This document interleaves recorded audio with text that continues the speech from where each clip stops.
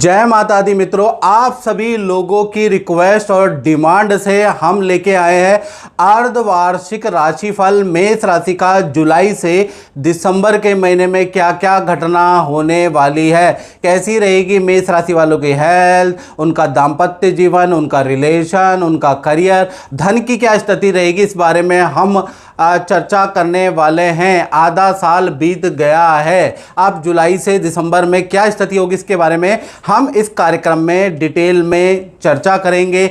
गोचर ग्रहों के सिद्धांत के अनुसार हम आपसे डिटेल में प्रेडिक्शन करने वाले हैं कि मेष राशि वालों की हेल्थ कैसी रहेगी, रिलेशनशिप कैसा रहेगा, धन की स्थिति कैसी रहेगी और करियर अब क्या बूस्ट पे आएगा नहीं आएगा, इस बारे में इस कार्यक्रम में डिटेल में चर्चा करेंगे। और मेरा कार्यक्रम यदि मित्रों आपको अच्छा लगता है ना, अच्छा अगर लगता है तो मेरे चैनल को सब्सक्राइब जरूर करें। चलिए सबसे पहले हम चर्चा कर लेते हैं जो मेष राशि वालों की कुंडली है जो आपके सामने आ रही है। अब जुलाई से दिसंबर में सबसे पहले हेल्थ और रिलेशन के बारे में बात करें तो सबसे पहले अभी जुलाई में अगर देखा जाए तो मंगल देव जो है, क्योंकि आपकी राशि के स्वामी मंगल है, उन पर निर्भर करेगा आपका दाम्पत्य जीवन, आपका लव लाइफ और आपकी हेल्थ। तो अभी मंगल आपके सिंह राशि में बैठे हैं, जैसा 5 में आपका मंगल बैठे हैं जहां 5 है यानी सिंह राशि में, और 1 जुलाई से 27 जुलाई तक सिंह राशि में रहेंगे। हेल्थ आपकी वेल एंड गुड रहेगी, बल्कि कुछ एक्टिविटी में भी, क्योंकि मंगल स्पोर्ट्स का कारक होता है, मंगल खेल का कारक होता है, तो कहीं ना कहीं किसी ना किसी activity, gym, yoga, exercise, walking, health पे आप ध्यान देंगे। मंगल आपको एक सबक सिखाएगा, आप अपनी हेल्थ के लिए जागरूक होंगे, डॉक्टरों को टेस्ट कराएंगे, जो बॉडी में चल रही प्रॉब्लम है उसको दूर करने के लिए तरह तरह के प्रयास करेंगे। यानी कहीं ना कहीं मंगल सिंह राशि में बैठने से आपको हेल्थ के लिए सचेत और एक्टिव रखेंगे।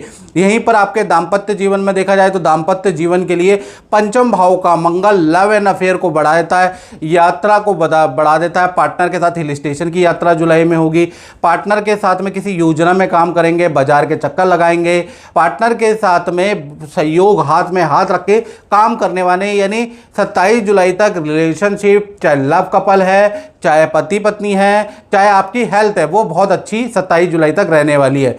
फिर उसके बाद देखा जाए तो मंगल सिंह राशि से निकलकर आपके छठे भाव में आ जाएंगे जहाँ 6 नंबर लिखा है, यानी यहाँ पर 28 जुलाई से लेकर 12 सितंबर तक रहने वाले हैं। अब यहाँ पर रहेंगे तो कन्या राशि के अंदर मंगल होंगे, तो यहाँ पर आप की हेल्थ बहुत अच्छी नहीं रहेगी, आपको फोड़े फुंसी की समस्या रहेगी, छोटी छोटी चोटें आपको बार बार लगती रहेगी, इलेक्ट्रॉनिक आइटम पे आपका धन खर्च होता रहेगा। यानी यहाँ पर जो मंगल की स्थिति बहुत अच्छी नहीं है। वहीं पर पति पत्नी या प्रेमी प्रेमिकाओं में बात बात पे अनबन रहेगी, ईगो की प्रॉब्लम आपके सामने आ जाएगी, और बात बात पर 12 सितंबर तक आप लड़ते रहेंगे, फिर मनाते रहेंगे, फिर लड़ते रहेंगे, और पार्टनर को वाहन से संबंधित कुछ ना कुछ खर्चा या इलेक्ट्रॉनिक आइटम पे, क्योंकि छठे में मंगल बैठा है तो खर्चा तो जरूर कराएगा, तो पार्टनर को वाहन या इलेक्ट्रॉनिक आइटम में कुछ खर्चा होता हुआ नजर आएगा। यानी ये जो कन्या राशि में मंगल की स्थिति है ये अच्छी नहीं है। फिर यहां से 13 सितंबर को लेकर और 26 अक्टूबर तक मंगल देव कहीं ना कहीं आप 7वीं राशि में पहुंच जाएंगे, तुला राशि में पहुंच जाएंगे।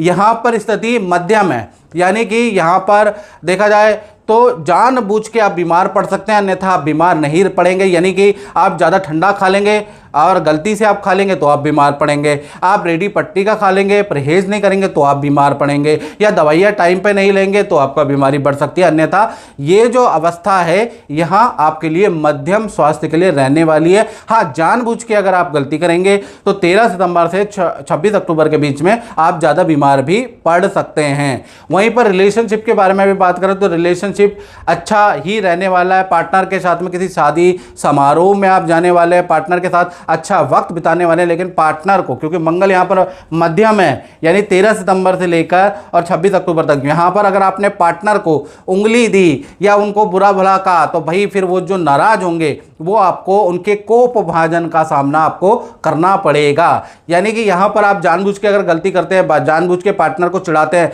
पार्टनर की गलतियों पे गलतियां निकालते हैं जानबूझ के, तो यहाँ पर उनके कोप भाजन यानी कि उनके बुरे व्यवहार या उनके क्रोध का सामना आपको करना पड़ सकता है। नहीं तो यह हाउस अच्छा है लेकिन गलती से आपको नुकसान दे सकता है, याद रखिएगा।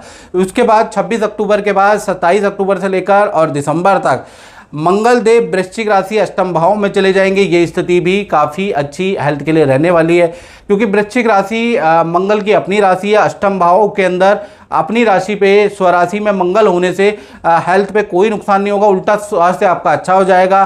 स्वास्थ्य के प्रति आप सजग रहेंगे, एक्सरसाइज करने वाले हैं, कुछ रूटीन फॉलो करने वाले हैं, कुछ डाइट में चेंज करने वाले हैं, यानी हेल्थ अच्छी रहने वाली है।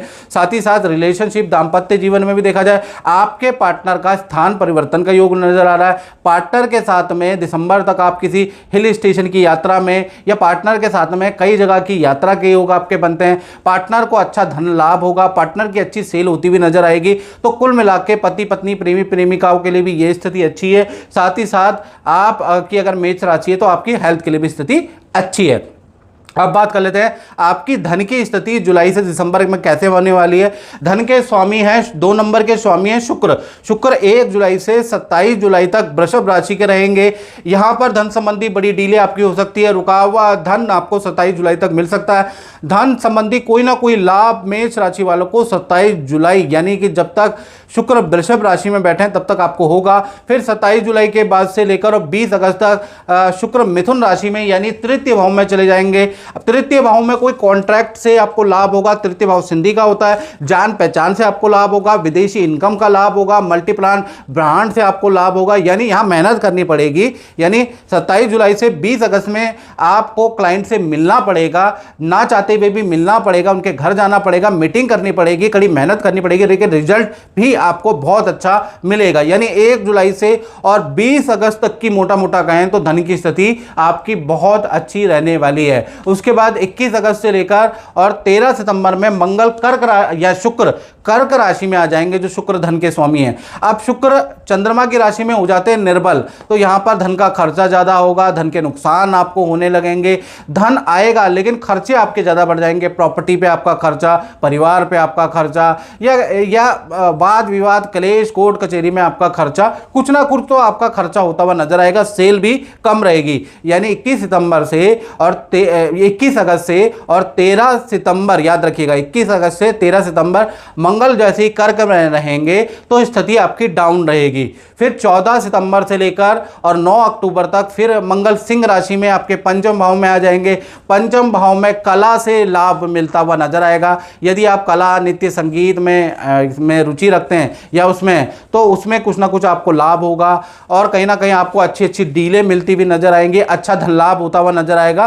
तो 14 सितंबर से लेकर और मोटा मोटा मैं देखूं तो 2 नवंबर तक, जब तक शुक्रदेव सिंह और कन्या राशि में, तब तक आपकी फाइनेंशियल स्थिति बहुत अच्छी बढ़ जाएगी 14 सितंबर से लेकर और कहीं ना कहीं 2 नवंबर तक, याद रखिएगा। फिर 3 नवंबर से लेकर और 26 नवंबर के बीच में शुक्रदेव तुला राशि यानी आपके सप्तम भाव में आ जाएंगे। तुला राशि में शुक्र का मतलब ये हो गया अपनी राशि में बैठा मालव्य योग का निर्माण करेगा।